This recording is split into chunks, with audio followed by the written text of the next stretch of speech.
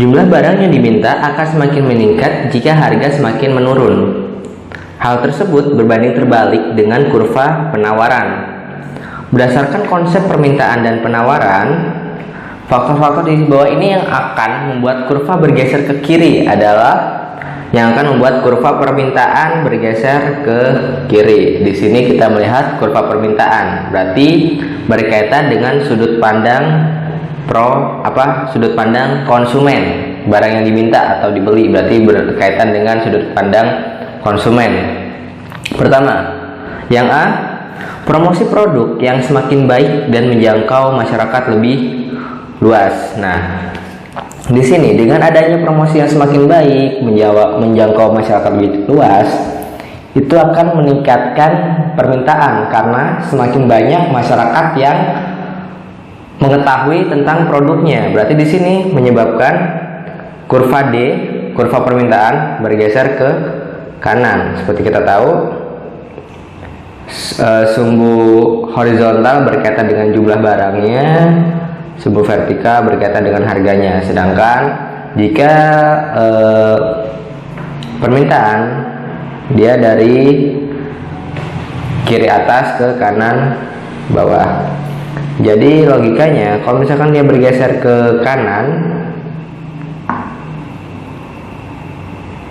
misalkan bergeser seperti ini, berarti dia hi-nya bertambah. Sedangkan kalau ke kiri, berarti hi-nya berkurang. Sedangkan jika adanya pergeseran kurva permintaan, berarti jika bergeser berarti di sini P-nya tetap seperti itu.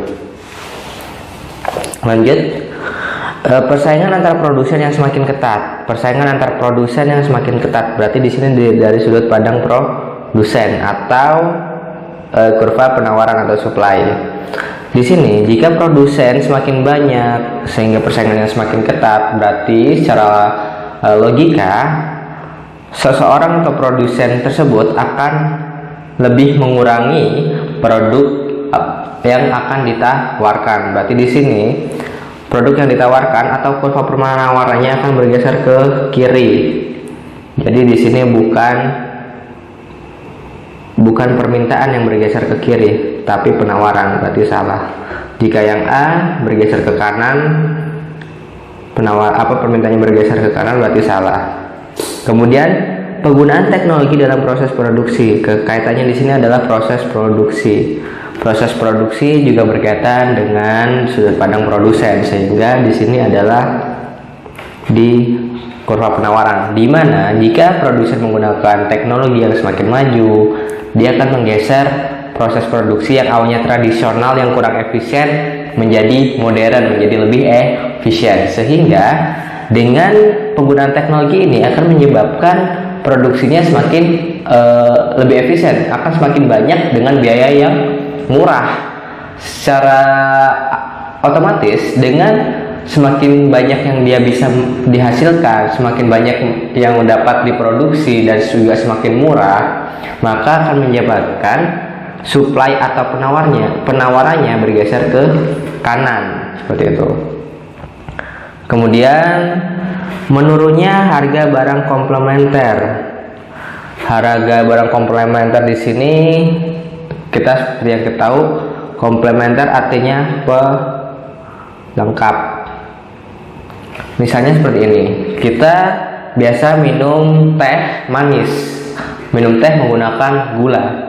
Ketika harga gula yang menjadi barang komplementer teh akan turun secara logikanya, maka kita akan semakin banyak meminum teh.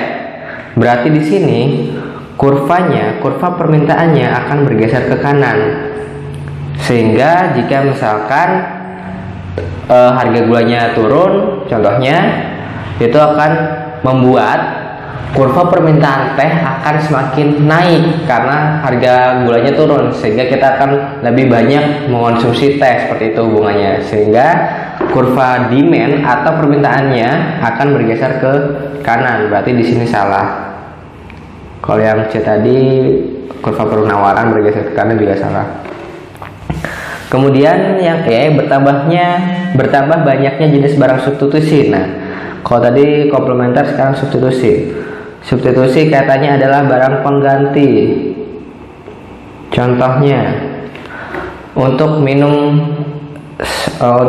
biasanya masyarakat terdapat pilihan yang semula ada teh dan kopi.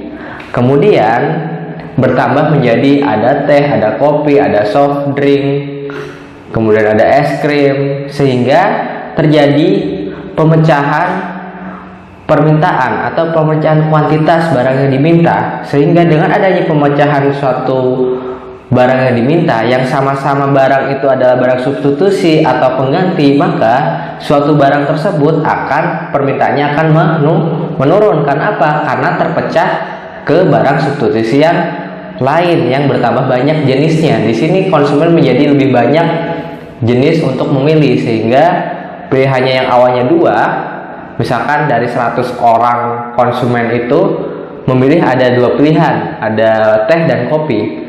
Sekarang pilihannya ditambah menjadi 4, maka 100 itu akan terbagi menjadi 4 pilihan.